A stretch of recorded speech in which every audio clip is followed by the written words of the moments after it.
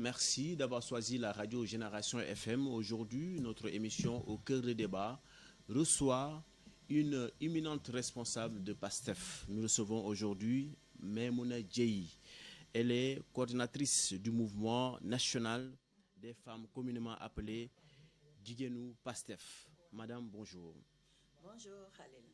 Voilà, aujourd'hui, madame, on va tout d'abord respecter la tradition de cette émission, c'est-à-dire revenir un peu sur votre parcours scolaire, votre parcours également politique au Sénégal, avec Ursuline Francisco Gomis. Quand Ousmane Sonko et ses camarades lancèrent le parti PASTEF les Patriotes, il y avait Maimouna Dieye. Certes, elle est connue dans l'entrepreneuriat féminin, mais depuis 2014, elle s'est engagée en politique pour, dit-elle, combattre l'injustice et le néocolonialisme. Maimouna Dieye a participé à plusieurs combats politiques, malgré les menaces de mort. D'ailleurs, une de ses camarades, en l'occurrence Mariama Sagna, a été assassinée le mois d'octobre 2018. La coordonnatrice nationale des femmes de PASTEF Les Patriotes, Maimouna Dieye, est l'une des rares dames qui défie le régime de l'APR tous les jours pour défendre les intérêts de la population selon elle. Sur le plan professionnel, elle est femme de développement et présidente de plusieurs associations, dont les plus connues l'association Solidarité entre nous, qui œuvre dans l'éducation et la promotion de l'autonomisation des femmes. Autre association qu'elle dirige, GIE Synergie.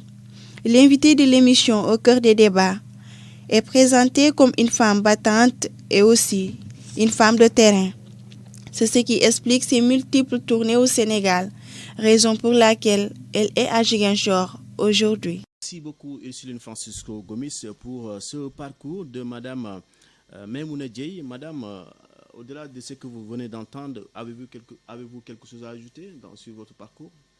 Peut-être ajouter que sur le plan de l'entrepreneuriat social, je suis présidente de plusieurs associations et mouvements, mais les deux que je ne peux m'empêcher de citer restent l'association Solidarité entre nous, qui œuvre dans l'humanitaire, dans l'action sociale, dans l'éducation, mais aussi dans l'autonomisation, la promotion de l'autonomisation des femmes et de l'entrepreneuriat féminin. C'est d'ailleurs dans cette entreprise que j'ai travaillé avec la Casamance, ce qui a beaucoup précédé ma vie politique, avant mon entrée même à PASTEF, et à Bignona surtout, dans un village qui s'appelle Olampan, et dont l'école maternelle porte mon nom. Donc, et en dehors de ça aussi, je suis présidente du GIE Synergie, qui œuvre beaucoup aussi pour l'autonomisation des femmes en milieu rural. Tout à fait. Madame, voilà, vous êtes aujourd'hui à Ziguinchor depuis quelques heures pour des activités politiques. L'anniversaire, donc on va citer l'anniversaire des jeunes de PASTEF, de votre formation politique. D'abord, quels sont les sentiments qui vous animent aujourd'hui en venant présider leur manifestation?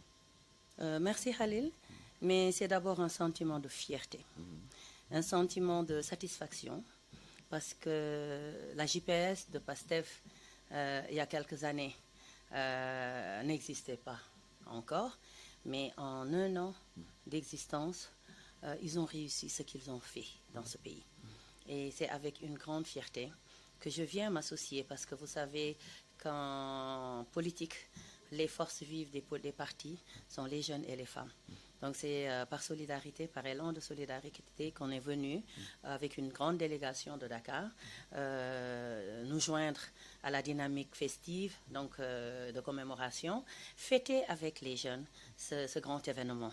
Donc sur 48 heures, nous serons avec des activités qui vont nous permettre de communiquer, mais de célébrer et puis surtout de massifier et de communiquer sur la jeunesse patriotique, mais aussi sur les femmes. Et en même temps, je suis là pour ce soir, une soirée de gala que Jigenu PASTEF Ziguinchor organise chaque année. Nous sommes à la 4e édition, que organise chaque année pour une collecte de fonds. Parce que vous savez qu'à PASTEF, il n'y a pas un fonds politique qui est là pour nous permettre de travailler, mais que c'est les militants eux-mêmes qui cotisent qui participent, qui font un don de soi pour nous permettre de financer nos activités. Et chaque année, les femmes de Ziguinchor organisent cette soirée de levée de fonds. Vous avez parlé de massification. Avez-vous senti une menace que peut-être vous commencez à perdre de terrain à Ziguinchor? Mais non. Mais non, Khaled. Et vous le savez aussi bien que moi, Ziguinchor gagne du terrain de plus en plus. C'est-à-dire qu'à un moment donné même, ça a fait un bond exponentiel qui nous a permis pendant les élections présidentielles d'avoir le score que nous avons et qui a fini de confirmer que Ousmane Sonko, le président Ousmane Sonko, peut compter sur la jeunesse patriotique, sur les femmes, mais sur la population de la Casamance, de toute la verte Casamance en général. On va parler toujours d'anniversaire. Il y a quelques semaines, vous avez fêté vos 6 ans d'existence, de la formation, du lancement de votre parti PASTEF avec Ousmane Sonko.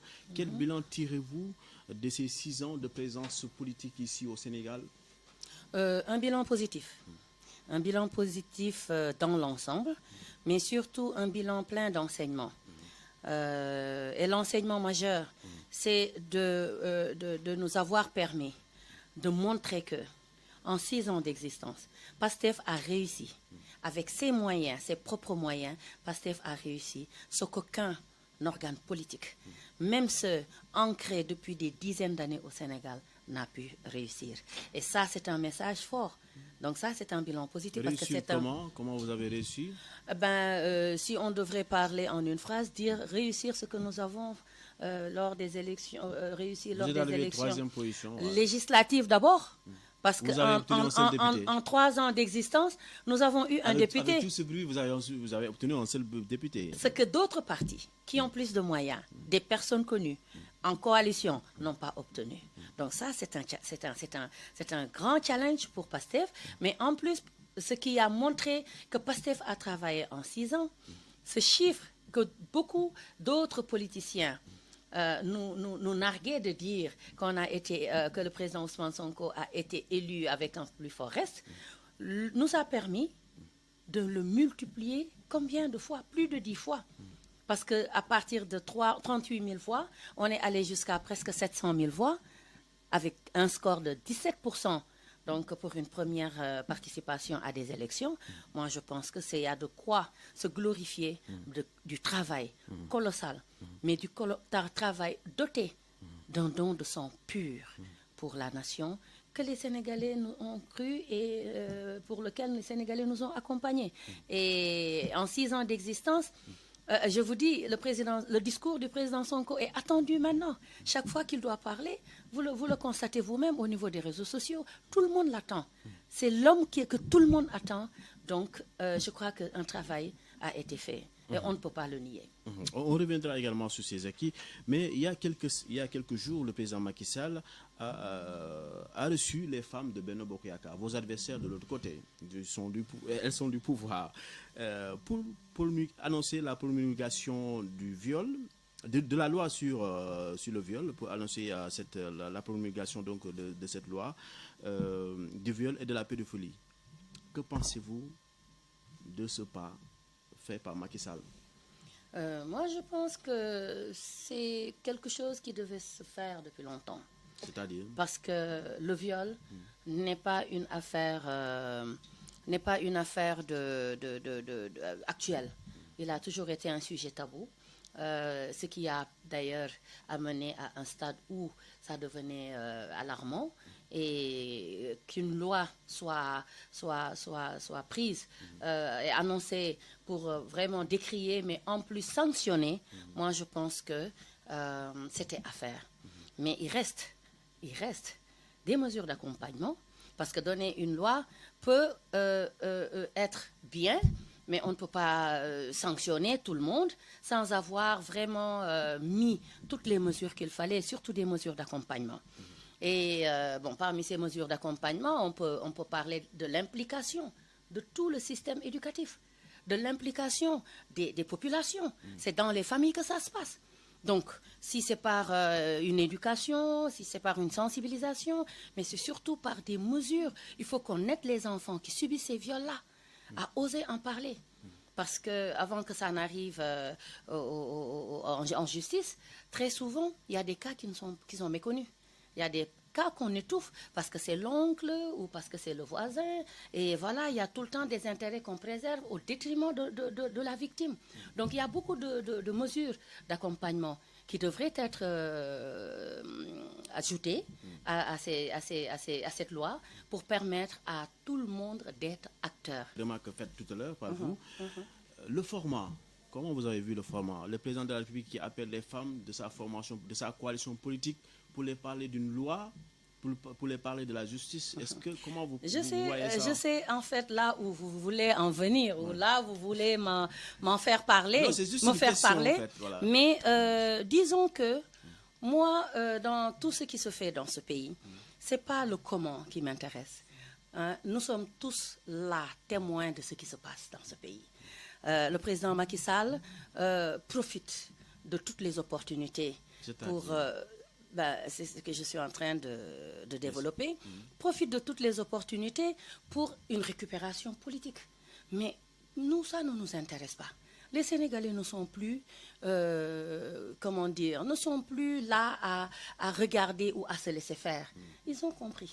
Donc, qu'ils le fassent avec des femmes qui veulent toujours jouer à ce jeu de politicien, purement professionnel, donc politicien, nous, ça ne nous dérange pas. L'essentiel est que les mesures qui doivent être prises soient prises. Maintenant, que ce soit que des femmes de l'APR qui sont concernées, ou en tout cas qui sont ses interlocuteurs, on comprend. On comprend. Mais en tout cas, nous saluons cette prise de décision qui est quand même quelque chose de très positif pour que, enfin, ce fléau qui a brisé des vies, des familles, puisse être éradiqué de notre pays. Maintenant, ce que l'APR a l'habitude de faire, on le sait. Pour toute action, les inaugurations, le TER qui devrait fêter normalement sa première année d'existence ou de mise en marche, qui jusqu'à présent n'a pas encore terminé son chantier et qui a été même inauguré. Donc, vous dire que ce genre d'action, c'est ce qu'on peut appeler vraiment les réalisations de Macky Sall, cette loi dont on veut faire une actualité, les inaugurations de terre, de BRT. Je ne veux pas trop perdre de temps à parler de ce genre de choses, mais je vous dis que voilà, s'il a envie de le faire, lui, pour une récupération politique, ça le concerne, mais les Sénégalais ne sont plus dupes et comprennent. On reviendra juste sur le bilan de Macky Sall, mais d'abord, on va camper donc toujours le débat sur la justice. Vous avez le dossier de Mariama Sagna, votre camarade de parti qui a été assassiné au mois d'octobre 2018. On va parler également de la gestion donc, de ce dossier. Où en êtes-vous personnellement avec... Alors, c'est vous qui le dites, hein, Khalil. C'est depuis octobre 2018. Nous, on aurait été vraiment contentes, nous, femmes sénégalaises, nous, femmes mères, nous, femmes politiques, qu'ils nous reçoivent comme il a fait avec ces femmes de la paix pour nous dire, enfin, voici les résultats de l'enquête sur cette mort crapuleuse de notre regrettée sœur Mariama Sagna. Et je crois qu'il a les moyens de le faire. Et nous espérons, nous attendons et nous exigeons même que la vérité jaillisse. Le temps passe, mais nous n'avons pas oublié. Nous attendons toujours. Nous savons beaucoup de cette histoire, mais nous attendons que la justice fasse son travail. Et nous interpellons le président de la République lui-même. Il nous a forcés encore pour un deuxième mandat de sa présence, mais j'ose espérer que pour ce deuxième mandat, qui sera le dernier, il aura au moins rétabli justice pour beaucoup de points. Parce que ça, c'est un point, mais il y en a beaucoup. À maintes reprises, vous avez également reçu des menaces. Est-ce que jusqu'à présent, vous, en tant que responsable des femmes et les membres de votre association, des membres de votre mouvement, vous recevez toujours des menaces? Mais tout le temps, tout le temps. Au début, ça nous faisait peur, mais maintenant, nous sommes aguerris. Hein? Voilà, nous en recevons et des menaces du genre vous pouvez subir le même sort que votre sœur Mariama Sagna. Donc ça, c'est grave dans une république, c'est grave dans un pays qui a un parcours que nous connaissons, que jusqu'à présent l'intimidation soit l'arme de ces lâches, de ces personnes faibles, de ces faucons qui se cachent, qui font de sales besognes, à intimider des femmes, de braves femmes qui pensent qu'ils se sont... Une simple agression qui s'est mal tournée, vous pensez que non, nous restons convaincus que cette mort est politique. Parce que si c'était quelque chose d'autre, je pense que le pouvoir aurait pu depuis longtemps mettre ce dossier vraiment dans les tiroirs et condamner les coupables. Mais jusqu'à présent, les gens n'en parlent même pas. Et je pense que par respect à la femme sénégalaise, mais il y a des gens qui ont été arrêtés. Bon, là, je ne peux pas trop m'avancer par rapport à ça, parce que c'est un dossier que nous considérons comme un dossier en cours. Donc, c'est la justice qui doit se prononcer.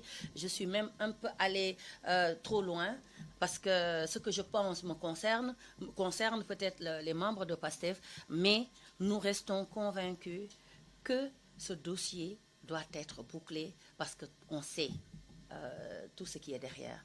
Voilà.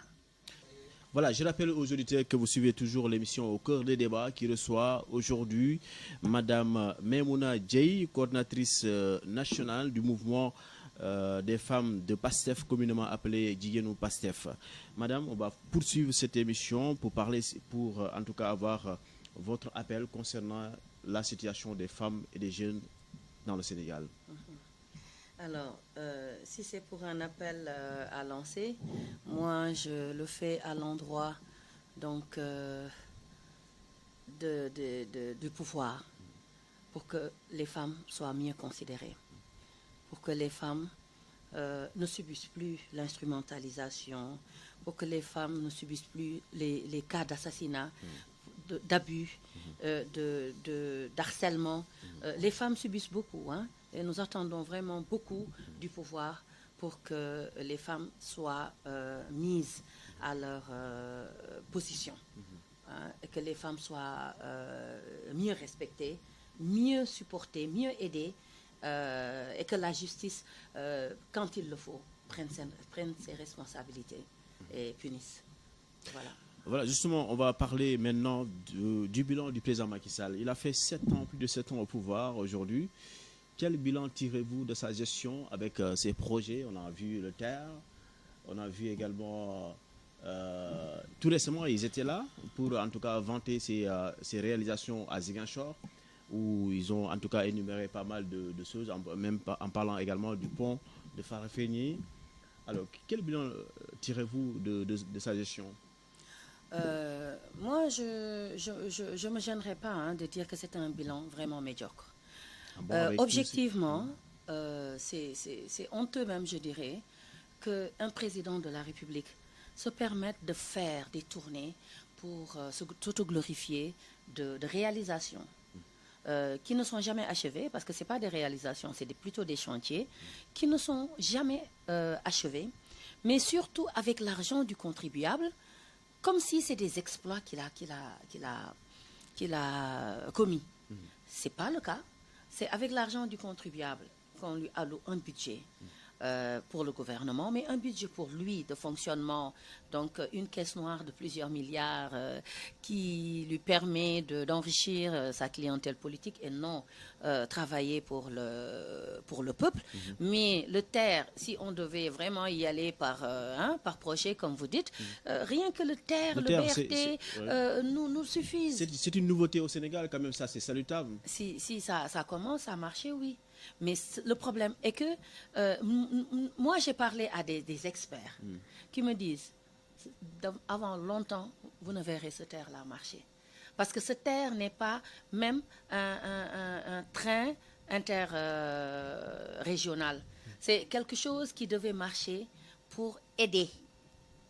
Donc il y a un terme qu'ils utilisent, c'est un train qui doit marcher avec du carburant et non de l'électricité. Donc toutes ces installations, déjà qu'il y a des victimes, il commence à y avoir des victimes, mais avec tout ça, pour du bluff, pour montrer que l'État travaille. Un budget qui démarre de 588 millions à maintenant plus de 1000 milliards, à plus de 1000 milliards. Moi, je trouve que ce n'est pas une aberration, c'est un crime. Alors, moi, j'attends ce taire.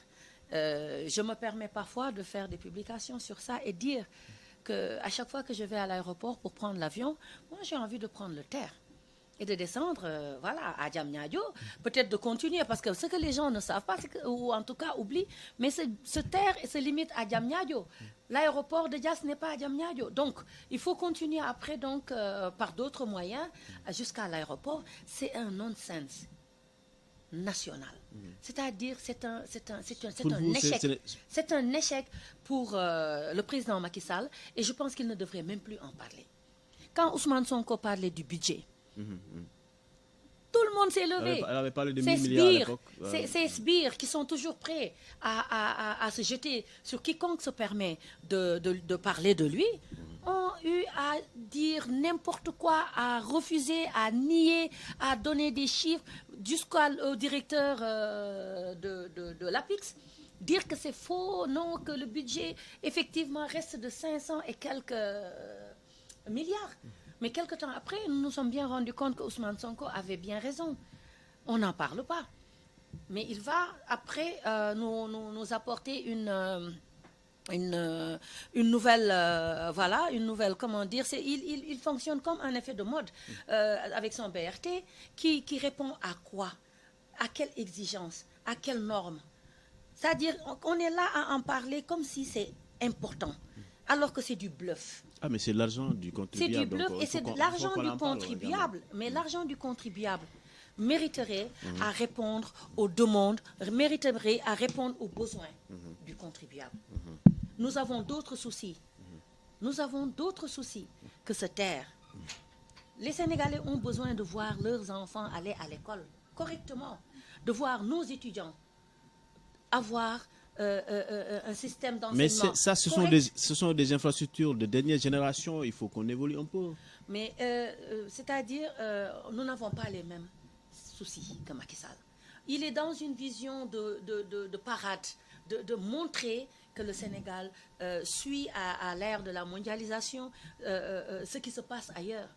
Mais le Sénégal n'est pas ailleurs. Les Sénégalais ont d'autres préoccupations. Donc, qu'ils nous donnent des terres, nous, on aurait préféré qu'ils nous refassent tout le système, tout le réseau ferroviaire du Sénégal. Ça aurait, pour beaucoup moins que ça, réglé le problème du désenclavement, le problème d'infrastructure. Mais ce n'est pas le cas, parce que Macky, mon petit Ben, il est dans un carcan où j'ai l'impression que parfois, personne ne lui... Il est hors sujet. Il est hors sujet, voilà. Il est hors débat, et après... Il faut que les gens soient là pour montrer, pour faire la promotion, faire de la propagande. C'est pas ce que Et il n'a pas compris. Demain, il comprendra que les Sénégalais ont d'autres exigences que ça. Donc, vous me donnez un quelconque projet pareil, ce sera la même chose. Alors, pour parler du pont, parce que vous l'avez tout de suite cité. Oui, ils l'ont cité, en tout cas. Il en parle comme si, il a généreusement sorti de l'argent de sa poche pour me faire un cadeau. C'est que Macky a un problème de vision et de compréhension de la chose populaire. On écoute son peuple avant de vouloir le mettre en sécurité, le rassurer et le protéger. Mais Macky ne communique pas. Il n'a pas encore compris le décodage qu'il faut entre un président et son peuple. Et je trouve qu'il n'a aucun respect, aucune considération pour le peuple sénégalais. Donc, il continue de le faire, les résultats sont là. J'espère qu'il aurait compris, pour l'intérêt des Sénégalais. Mais ce qui est sûr, c'est que nous avons maintenant un peuple qui veut récupérer sa souveraineté, qui est conscient, qui est mature et qui sait que maintenant, c'est lui seul qui peut prendre ses responsabilités et se sortir de cette situation. Donc, moi, les réalisations de... Mais il y a un de ces projets qui marche en ce moment. Je veux parler de la compagnie Air Sénégal International.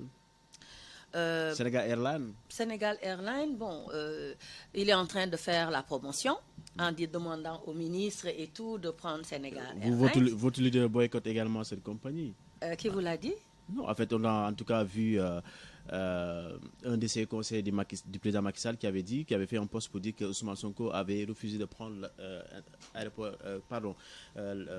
l'avion de la compagnie Sénégal Airlines pour prendre Air France, alors que lui, il combat toujours l'Occident. C'est ce que je vous dis. Vous savez que le président Macky Sall a des sbires. C'est-à-dire, c'est des personnes qui sont dans ce système que décrit le président Ousmane Sonko, qui sont là que pour défendre leurs intérêts. Quand Ousmane Sonko sort une vérité, ces sbires se permettent de sauter sur lui. C'est pour défendre leurs intérêts, pour faire plaisir au président de la République.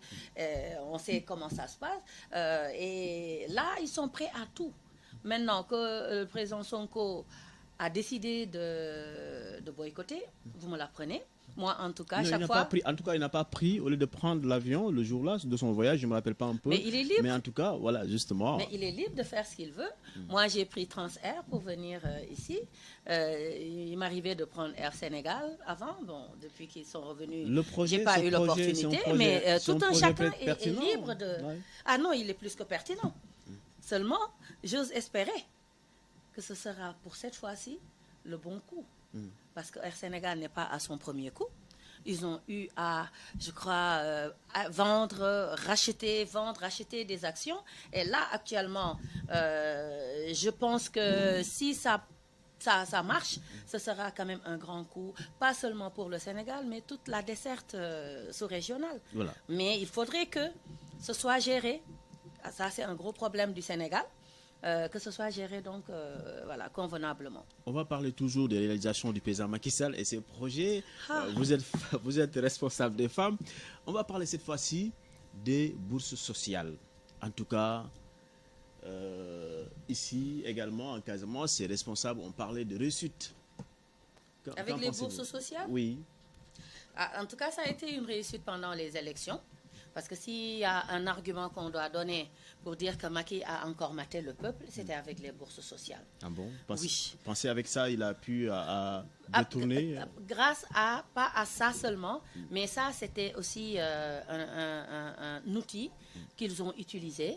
Parce qu'il y a des personnes même qui ont été menacées de ne plus recevoir leur bourse s'ils ne votaient pas pour le président Macky Sall. Donc, et ça, nous avons des preuves qui nous montrent que, en fait, cette bourse-là a été détournée de son objectif. Mais ce que surtout moi j'apprends avec cette histoire de bourse sociale, c'est que c'est pertinent, non? Ça montre. C'est pertinent comme projet. Vous savez, Khalil, moi je vais vous dire, si tout se passait bien dans ce pays, les Sénégalais n'auraient pas besoin de ça. Si l'emploi des jeunes était réglé, les Sénégalais n'auraient pas besoin de ça. Si les enfants étaient dans un système qui leur permettrait d'avoir l'enseignement de qualité qu'il faut et surtout puissent intégrer le système professionnel, on n'aurait pas besoin de ça. Si dans certaines familles, on voit pour une famille de 10 personnes, 8 chômeurs et une maman qui continue de nourrir ses enfants, de prendre soin de ses enfants, même à la fin de son existence, on n'aurait pas besoin de ça.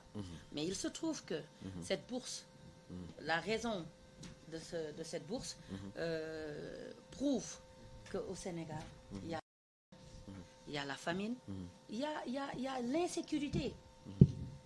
Parce que pour le montant qu'il donne, nous supposons que la famille normale sénégalaise est entre 6 à 8 personnes. Mais pour le montant que ça donne, ça revient peut-être à chaque jour 80 francs par Sénégalais. Qu'est-ce que ça peut régler?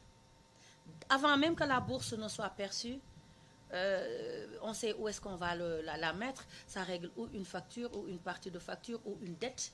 Mais le jour même, les gens ne mangent pas de cet argent-là. Donc ça veut dire quoi? Ça veut dire que Macky n'a pas de vision. C'est ce que je vous dis et je vous le répète.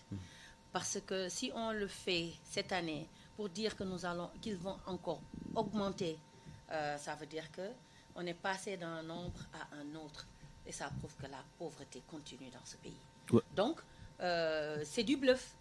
Ils en font, comme je disais tantôt, les avantages politiques pour la clientèle politique, la bourse familiale et d'autres encore, les marchés gré à gré qui passent. Il y a beaucoup de choses qui se font pour tout simplement entretenir cette clientèle politique. Donc, ça ne veut rien dire pour nous. Au contraire, cet argent aurait pu servir à faire autre chose. Mais il a d'autres préoccupations qui le concernent lui et son clan. Donc nous, on ne se sent pas vraiment concernés. On va aborder le dernier point. Macky Sall a été réélu l'année dernière, a été réélu dès le premier tour avec un suffrage qui dépassait également les 50%.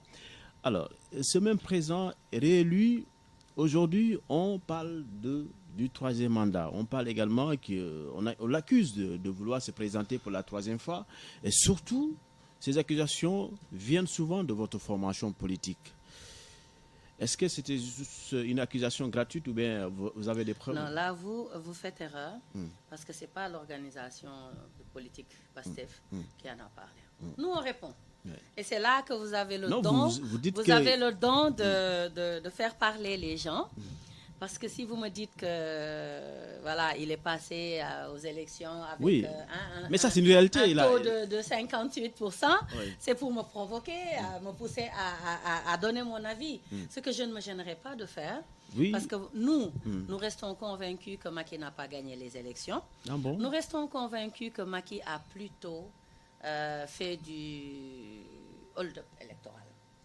Voilà. Mais le coup est passé et le jeu en valait la chandelle. On a préféré ne pas manifester ou faire sortir nos enfants pour quelque chose qui était déjà voué à l'échec. Et c'était la faute des Sénégalais. C'est les Sénégalais qui ont permis à Macky Sall de réussir son coup. Voilà.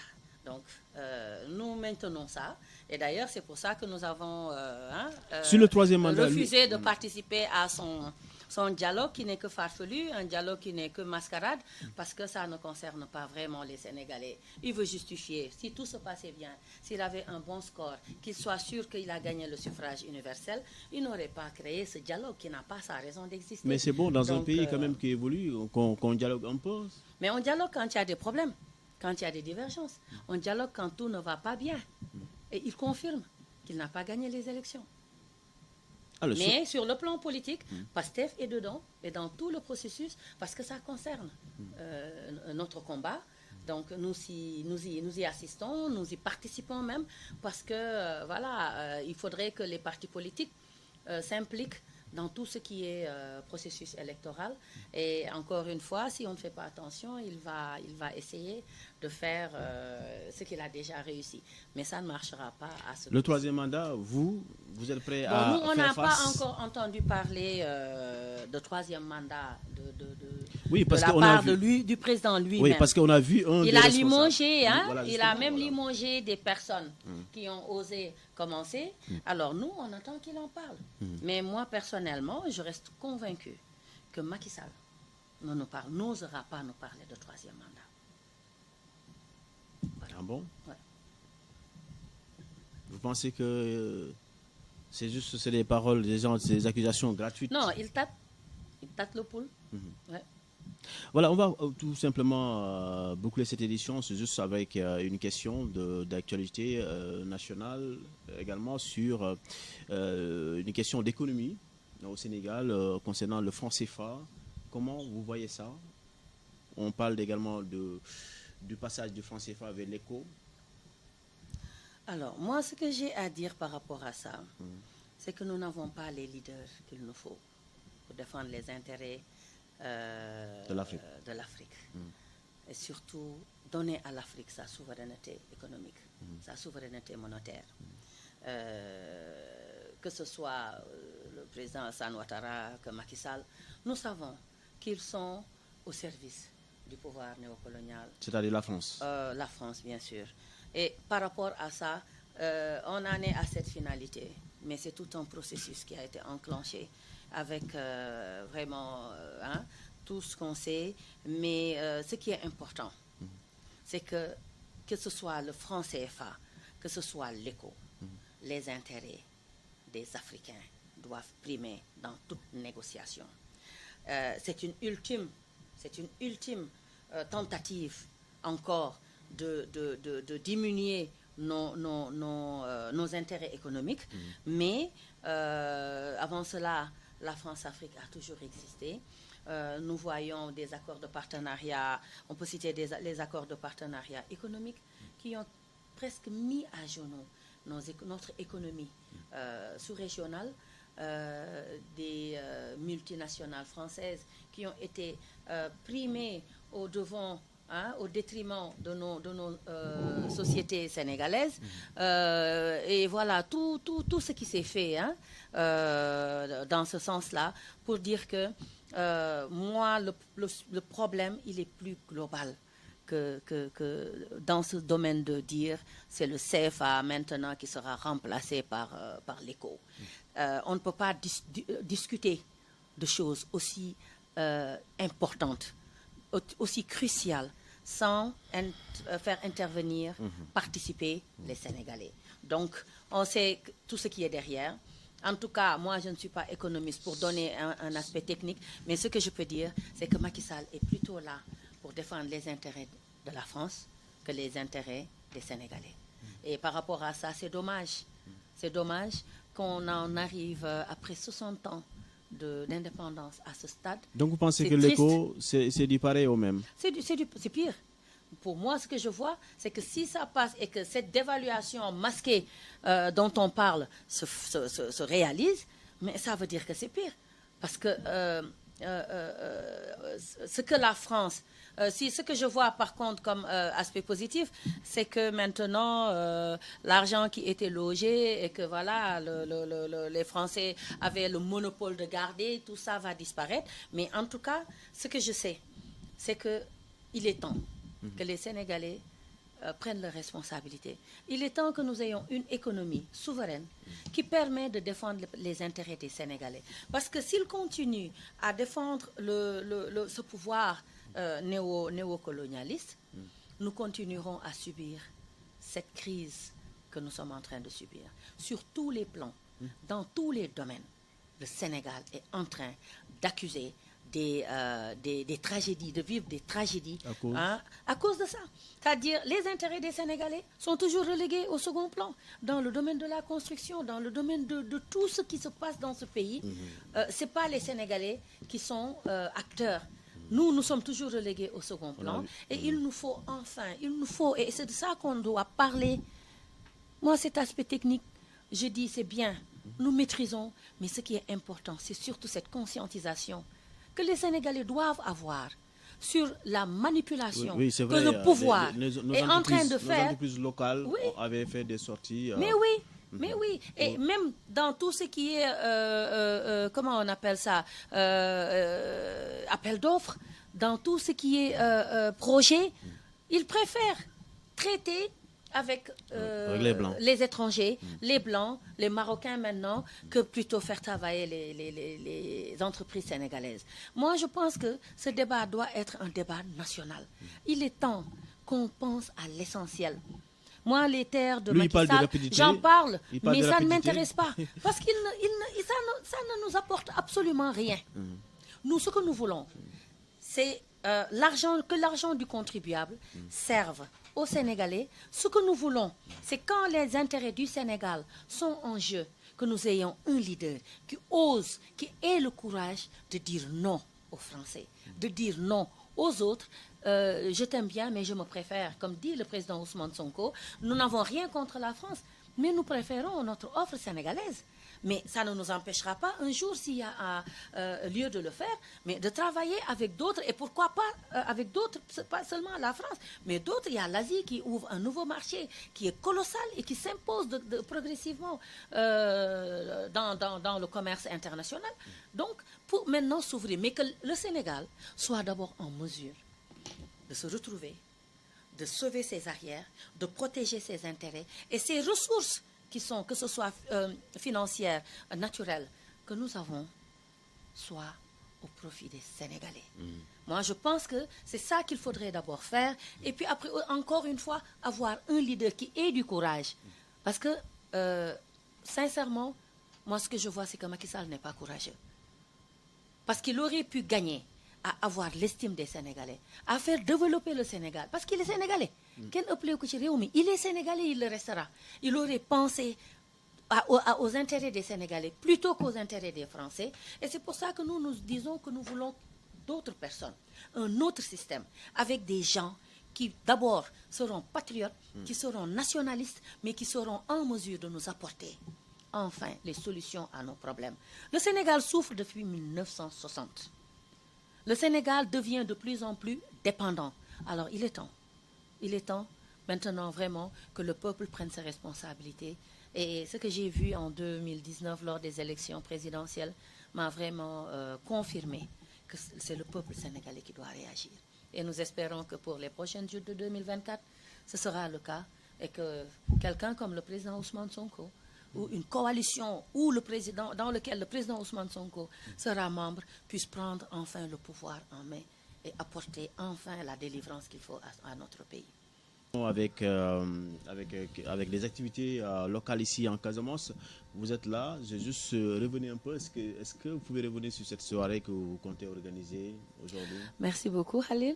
Voilà, ça, je suis très empressée d'en parler parce que c'est la 3e année que je viens. La première fois, je n'étais pas là. Mais c'est pour dire qu'en tant que coordonnatrice nationale, je veux d'abord rendre hommage aux femmes de la Verte Casamance, de toute la zone sud. Par leur nom, Madame Fatmata Bintou Djedjou, Miss Djedjou, qui est en train de travailler vraiment de manière colossale. Mais en plus, toutes les responsables départementales et surtout le département de Ziguinchor qui organise aujourd'hui, dont la coordonnatrice, Madame Binta Diatta, aussi abat un travail de titan. Mais en profiter surtout pour dire que ce que je suis venue assister aujourd'hui est une soirée de levée de fonds. Parce que nous, à PASTEF, nous organisons ce genre d'activités où parfois c'est des cotisations mensuelles, mais parfois c'est des activités lucratives, mais aussi comme cette soirée de levée de fonds qui nous permettra d'avoir un peu de moyens pour dérouler un agenda par rapport à 2020. Donc c'est un plaisir pour moi de venir les accompagner, d'autant plus que je suis assez fréquente ici pour d'autres activités que je mène. Et en même temps, un plaisir pour moi de retrouver les jeunes. Et je salue au passage la présence du coordonnateur national de la JPS, de la jeunesse patriotique de PASTEF, M. Ibrahim Cham, qui est là, qui est mon jumeau dans la vie politique, mais qui vont démarrer, je crois, leurs activités dans l'après-midi. Et surtout dire que voilà, je suis très fière de tous ces jeunes qui ont compris et qui ont décidé de jouer leur partition, de jouer un grand rôle dans tout ce qui se fera comme changement vers l'alternative définitive dans ce pays. Merci beaucoup, Madame Maimouna Dieye. Vous êtes la coordinatrice du mouvement national des femmes, communément appelé Guiyen PASTEF. Votre dernier mot? D'abord, merci, Khalil. Merci beaucoup. Ça a été un grand plaisir de partager ces instants avec vous. Et merci à Génération FM aussi. J'espère que ce sera la première, mais pas la dernière fois. Tout à fait. À chaque passage, en tout cas, on passera... Tout dépendra de vous, en tout cas. Voilà, on passera vous voir. Mais le dernier mot, c'est surtout rendre hommage à toutes les femmes de la Casamance. Toute obédience confondue. Vous dire voilà, mes sincères salutations et saluer une personne spéciale aussi, Madame Thiaré Ndependa Sonko, qui était la responsable de la zone sud de la Casamance, mais maintenant qui joue d'autres rôles dans le parti et qui fait un travail immense. Donc, je lui rends hommage avec toutes les femmes de Ziguinchor et de Bignona. Je ne peux pas citer de nom, mais vraiment dire que c'est toujours un plaisir pour moi de venir en Casamance. Merci pour cette intervention. Mesdames et messieurs, on vous remercie, Madame, pour votre présence aujourd'hui dans les locaux de Génération FM. Cette émission, c'est fini pour aujourd'hui. Merci de l'avoir suivi. Devant ce micro, Khalil Diémé pour la présentation. Merci également à ceux qui m'ont aidé à préparer cette émission et Suline Gomis pour la réalisation. Merci à Abbas Choi qui était également du côté des opérations techniques. Si, et puis cas, merci beaucoup. je rappelle que cette émission sera rediffusée ce soir, le dimanche, à partir de 22, après juste l'édition de 21h. Merci et bonne suite des programmes.